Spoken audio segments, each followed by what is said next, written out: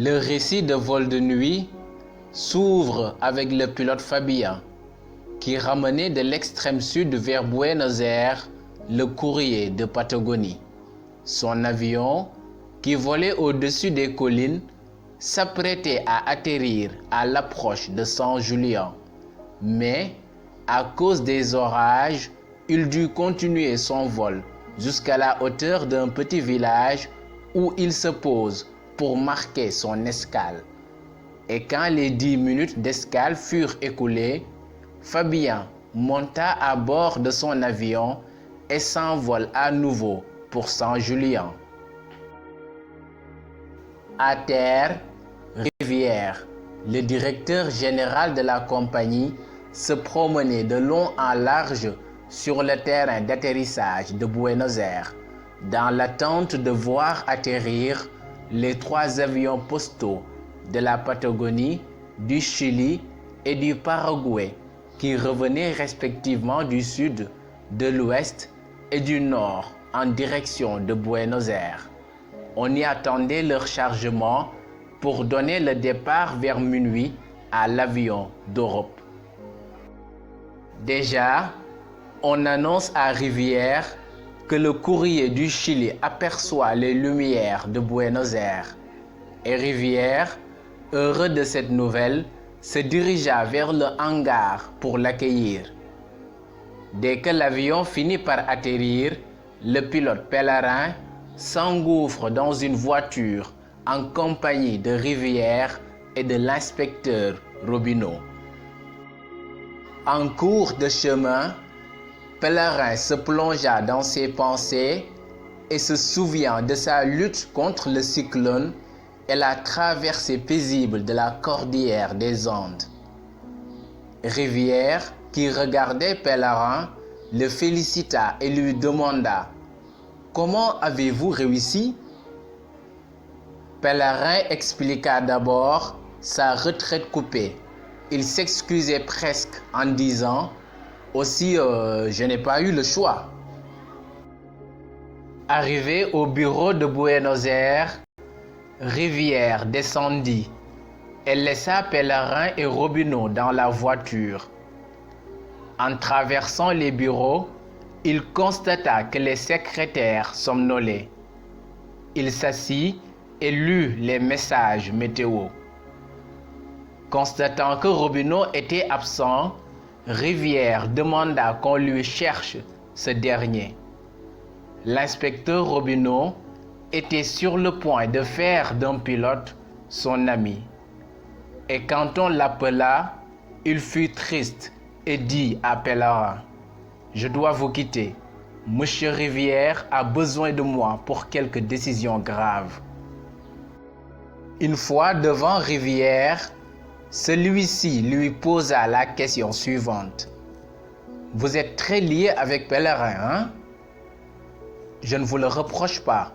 Seulement, vous êtes le chef. » « Oui, » dit Robineau.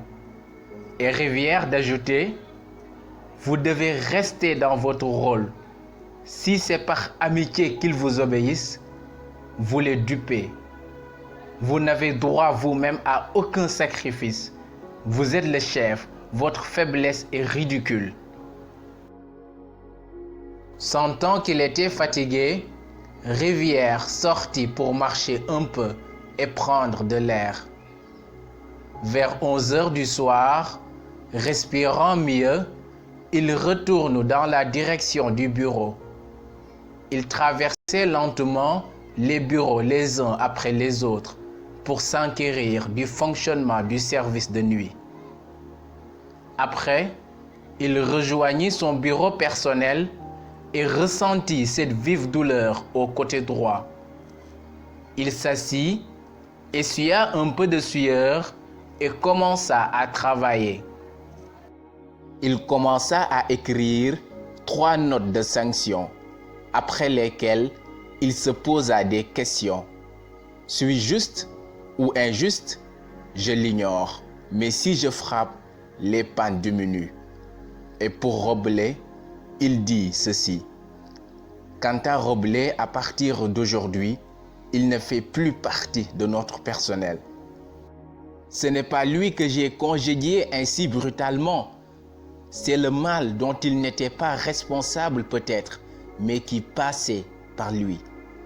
Après, Rivière demanda de voir le pilote du courrier d'Europe avant qu'il ne parte.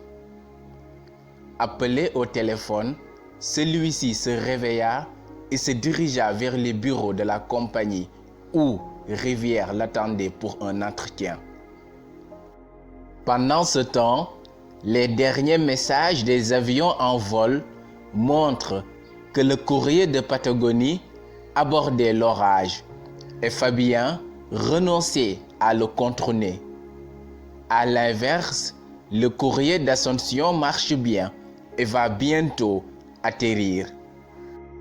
Et cette nouvelle faisait dire à Rivière: il est possible que nous n'attendions pas le courrier de Patagonie pour faire décoller l'avion d'Europe.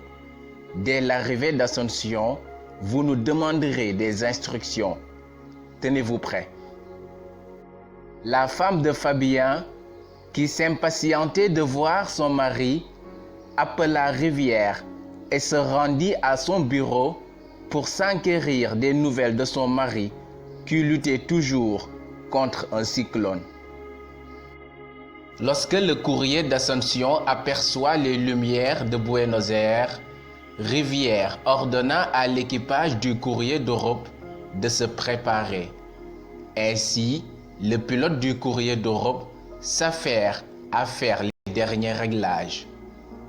Une fois atterri, on fait passer dans l'avion d'Europe les sacs de transit d'Ascension. Après chargement, on mettait son moteur en marche. Et dans une minute, l'avion franchira Buenos Aires et Rivière, qui reprend sa lutte, veut l'entendre naître, gronder et s'évanouir comme les pas formidables d'une armée en marche dans les étoiles. Victoire, défaite, ces mots n'ont point de sens. Une victoire affaiblit un peuple, une défaite en réveille un autre. La défaite qu'a subie Rivière est peut-être un engagement qui rapproche la vraie victoire. Rivière le grand, Rivière le victorieux, qui porte sa lourde victoire.